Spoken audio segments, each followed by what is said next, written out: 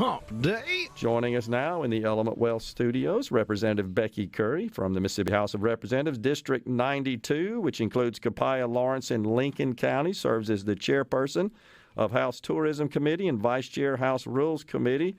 Is that still accurate? That's still accurate. Okay. That's right. I want to make sure that was current. Thank you so much for that. So wanted to have you in on middays, Representative Currie, to talk about this recent leak of the draft opinion that was penned by Justice Alito concerning Roe v. Wade. And gosh, has that set off a firestorm in this country?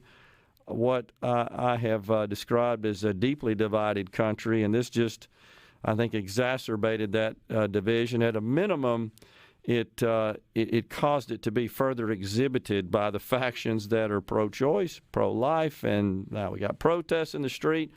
But a lot of questions about what happens here in the state of Mississippi and across the states. The best I can tell from analysis I've done, roughly half the states are poised to either completely ban or even prohibit abortion, or severely limit abortion in their states. The other half, the blue states in general, they're seeking to expand access to abortion. So more, I call it bifurcation of the states. But you were actually involved, as I understand, in the original situation here with the Dobbs case. That's right. I wrote the bill in 2018 that has now gone before the Supreme Court. And in 2018, I authored this bill, and Andy Gibson was instrumental. And you know Andy, when he sets his mind to something, he got it through his committee. We got it through the House, through the Senate, and then Governor Phil Bryant signed the bill into law, and it immediately went to court. And, wow. They struck it down. So I kind of set it aside and went to work as I do. I'm a registered nurse, and I was at work 2 years later and heard that my bill was going before the Supreme Court. Wow. Did you think about that in 18? You just don't know. Well, I always felt good about that bill. I have to tell you, it's a common sense bill. Sure. And so many people haven't ever read the bill. It's a ban on abortion after 15 weeks, which is 3.5 months of pregnancy. Yep. It's a very common sense bill. We knew not to say you cannot ever have one. It would have never made it to the Supreme Court. Right. And the fact that a bill that I wrote is now maybe going to get rid of Roe v. Wade. And what I want to see is that the states get that control back. Sure. It should have never been from 9 justices that are not elected of the people. So the states get the authority back. And if you don't like how your legislator votes on this or other things, you vote them out of office. Something we've talked about here on the program, you got to believe that, let's say that the apparently from the opinion, it looks like the justices are going to rule to overturn Roe v. Wade. Control thus would return to the states. You got to think that the pro-choice activists and perhaps the pro-life as well, they're going to descend upon the state capitals is what's going to happen in those states that are seeking to either ban or prohibit. And as you're well aware, a number of states, including Mississippi, have so-called trigger laws that are waiting to be enacted or would become active and into law if Roe v. Wade's overturned. So that kind of complicates the situation. But I just wonder if we're going to see the activists move away from the Supreme Court protesting at justices' homes to going into the states, because that's where the decisions will be made. Well, if they're smart, they will. Yeah, exactly. But may have them here in Mississippi. That's right, and we've had them before. Yeah, and that's okay. Yeah. I have to tell you, I've always said it's odd to me how well the Democrats stick together on things. Yeah. And Republicans, we miss that opportunity. So they have nothing to run on. Yeah. It's the economy, stupid, gas prices, inflation. What have they done? Immigration, I could go on and on. Crime. They have nothing to run on So, they get, somebody to leak this so they'll have this one thing. And, so nobody needs to lose sight of what this is. Yeah. It's a farce. I hope they find who did this. I would have much rather learned that this bill, was voted on by the justices and it was done the right way. But here we are, and this is just a ploy. It's midterms. Yeah. Don't think that that's not what this is about. There's been a lot of discussion about the intent and the goal of the leak. Do you feel like it, in your opinion at least, that it was intended to intimidate the justices and since somebody on the inside obviously knew which way they were leaning and what it looked like was going to unfold, that they were seek to intimidate the justices and get it out in the public and cause all this protest response and so forth, so they changed their minds? Well, I think they hope so. Yeah. I don't believe, and I think if it were for me, I would be so dug in at this point because of how horrible something like this is. A leak at the Supreme Court. Yeah, it's terrible. Who would have thought that? I know. I would have dug my heels in much deeper. Yeah. And I feel like these are smart people and they'll do the same thing. But, it's several things. I think they hope something will happen. I think they hope that Schumer will pass a law. I think they hope that somebody will change their mind. And I think they hope that this is their one issue for midterms. I mean, what did they have to lose? And really the way they, I guess politically, they promote this issue is through fear-mongering, because we've heard this thing take a life of its own, such that all sorts of other suggestions about outlawing same-sex marriage and interracial marriage and contraceptives and just a long list of other things that they say are coming. Even the mayor of Chicago, Lori Lightfoot, who we've talked about quite a bit on the program, tweeted yesterday, "To my friends in the LGBTQ plus community, the Supreme Court is coming for us next. This moment has to be a call to arms." I find it really astounding that in her position she could stage a call for arms or make a call to arms publicly and there be no repercussions from that. I think if the other side did that, it would be, oh my gosh, you're inciting insurrections and January riots. 6th. Yeah, it's exactly right. Where is the Speaker of the House, Nancy Pelosi? Yeah. Called her people to mobilize. Well, what's the difference? I never heard President Trump try to mobilize anybody. He didn't. And so I don't know if other Republicans are this way, but I feel like we are across the United States, especially Mississippi. I'm very tired of seeing one-way justice. Yeah. I am Good way to put so tired of it. And I hope our congressional people are listening. When you take over in November or January, we're just tired of it. Yeah. I agree, but this coming from the mayor of a major city that is absolutely awash in crime and a host of other issues plaguing that city, a once great American city, I might add, seems like she got bigger fish to fry than worry about this. But calling to arms like that, I just found that just totally inappropriate for the mayor, a mayor or any elected official for that matter. I do too, and I go back to this. They have to get their base going because, everybody's paying high gas prices. Yeah. Everybody's paying inflation. It'd be hard for me as a Democrat to continue to go down this road when, it's not going to get better. You know that as well as I do. Yeah. This is not going to get better under Biden. It's certainly not going to get better before the midterms. It might get worse, actually, and they don't have a very good resume to bring into the midterms. I think that's the central problem. So where do you see this thing going? You think the Supreme Court holds firm to what the opinion is at least apparently telling us at this point? I think they will, and I also wish they would just go ahead and get it over with. Yeah. At this point, it's kind of like we all know this is the decision. Make it official so we don't have to go through months of this. And, if they're going to protest, do it one big time and let's move on. But let's don't go back to the burning cities down like we had before. I mean, why let this simmer until it explodes? I say get it over with. Yeah, I think it's a good point. So what about the trigger laws in Mississippi? Or my understanding is there's two. We got a break right here. You stay through the break? I'll be glad to. And get you to answer that question on Sure. the other side of the break. Thanks a lot. We got Representative Becky Currie in the Element Wealth Studios on midday. Stay. Well, let's see.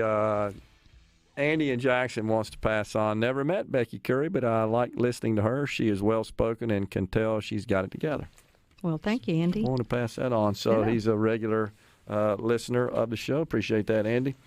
All right, so we were discussing before we went to break, Representative Currie, about these, I believe there are two, is that right, trigger laws in Mississippi? So how does that work? We got two that are on the books. Which one, is one supreme to another? I don't know. In 2007, before I got here, I came in 2008, Senator Joey Fillingane put a bill in, and it passed that if Roe v. Wade were to ever be set aside, that abortion would be banned in the state of Mississippi. And I honestly didn't know that existed till just recently. Okay. So, and then in maybe 2020, we did another bill, the heartbeat bill, which if you see Remember the that. heartbeat, Yep. then you would not be able to have an abortion. So Yep. we have those two. But, I want people to realize one thing. We have one abortion clinic in the state of Mississippi. That's right. One. And when we go down to 15 weeks or a heartbeat bill, they're not going to be able to stay open. That's right. I mean, financially, it's done. Yep. So, I hate for anybody to think that we've closed them down all over the state. We have one. Yeah. And so, and I'm pro-life. I'm good with this. But, it's not as big of a monumental thing as you might think it is. Yeah, and we did some research, Rhino and I did last week, I think in 1990, early 90s, average of 1.4 million abortions per year in the U.S., and that's down to like 630,000, I think. Of course, that's 630,000 too many, but it really just making the point that it's not occurring as much. Now, I wonder, Representative Currie, if that's because, and I don't know if it gets counted in this or not, but we now have medicine, drugs, right? That's right. Yeah. And it's easily accessible. Now, I'm not a fan of these as a nurse. Yep. You get a handful of pills and you go home and your body aborts that at home by Essentially yourself. poisons it, yeah. And I cannot imagine the pain and suffering that you go through. So I'm, for many reasons, I'm against that. But Yeah. and so I'm sure we will look at that. But like I said, I don't foresee us having to deal with a lot here because we have one clinic. Yeah, that's a good point. One of the other things I do want to mention is, I am all about making sure that, yes, we've done this, and I want to make sure people realize I'm not going to say, okay, you can't have an abortion, but we're going to desert you. I think that we have got to make sure our county health departments are back open. A lot of them shut down. Yeah. And it's the only access a lot of young women have to go and get birth control. And, you can't say, well, go, to your doctor. Well, a lot of people don't have the money to go to a doctor. Good point. So we have got to be here when this happens and be ready to help women and children. And we put a lot of money in Children's Advocacy Center this year. We changed some adoption laws. We're getting there, but we have a lot of work to do. Yeah. And kind of related, but just being around lots of physicians, friends of mine, social friends and so forth, they seem to focus a lot on the need for prenatal care and the lack of that in our state. Not the lack of care being available, just the lack of pregnant mothers seeking it. That's right. And a lot of them don't until later in the pregnancy, which, the entire deal of prenatal vitamins is to prevent birth defects and problems during the pregnancy. And we have problems in the state with early, deliveries and all and SIDS and things wrong. So we need to make sure that they have prenatal care from the get-go. Yeah. And, these are just things we're going to have to do. And so much of these complications, as you said, later on in pregnancy and during the birth process and then postpartum, are avoidable with proper prenatal care. That's exactly. the key. And we have lots of technology and lots of medicine, lots of treatment. And we spend a lot of Medicaid money. On that. So there's no excuse. That's a good point. Not to Because have that's a it. category that is specifically qualifies for Medicaid. If you are pregnant in the state of Mississippi, you qualify for Medicaid. Yeah. And and let's be honest, it's you can't avoid discussing the economic aspect of it. It's expensive, and a lot of these expenses could be avoided with proper prenatal care. That's exactly right. You have a baby that stays in a NICU unit, you have Very spent some expensive. money. Yeah, it's very expensive, and the technology is advanced to the point where we can deliver this care so that we can get the baby nurtured and developed and to a point of health where they're on their own and don't have to be in the NICU. But it's good news, but it costs a lot of money. A lot of that's avoidable. It is. Discussion for another day, but certainly something I think our government needs to focus on because a lot of that money is coming from taxpayers. Pay for that. Absolutely. Yeah. And, we've got to be there for women and children when we change the rules. Absolutely. I agree. And the Attorney General also, who's, of course, her office has been pursuing this case, has made that point numerous times as well. She has. Attorney General Lynn Fitch. All right, so the legislative session, got a couple of minutes left. It was a busy one, shall we say, this past one. A lot of stuff happened. But you guys will be back at it in the Capitol. It always comes around much sooner. We always show up in January and say, wow, we're back in session. We just left here. What's on the table, do you think? What's on your radar, and what do you think the legislature is considering in the upcoming 23 session? Well, we still have some ARPA funds to spend, and, I'll be really honest with you. I'm looking at things like reopening health departments. Sure. And, I'm going to be really busy in making sure that we have our advocacy centers for children are funded. There may be some babies who are unwanted out there, and we're going to have to make sure we take care of them. Yeah. So these kind of things are on my radar. It'll be an election year, so you won't see a whole lot of things. Yeah. You know how that goes. Except campaigning. That's right.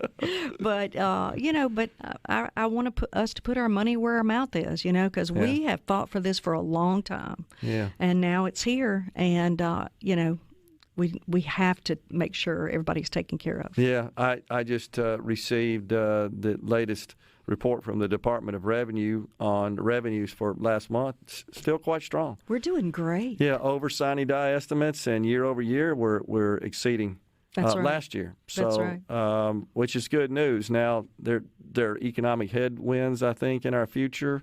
Who knows what that means to the state of Mississippi? My experience being in business in the state of Mississippi, we never really go too crazy on either the high or the low side. We're fairly even keeled, I think, from an economic perspective, and I think that's because we have a fairly diverse economy.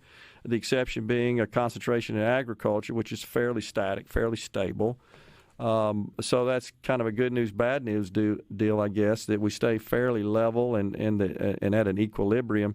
I think that's going to continue. So I think we'll escape any kind of major economic downturn should one occur, which I would say is imminent at this point.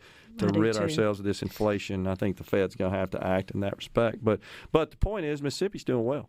Well, we worked hard and to get ourselves in order, our house in order, so to speak. And we said no a lot before we were able to say yes on many things. But, our rainy day fund is full. Yep. We've got money in the bank.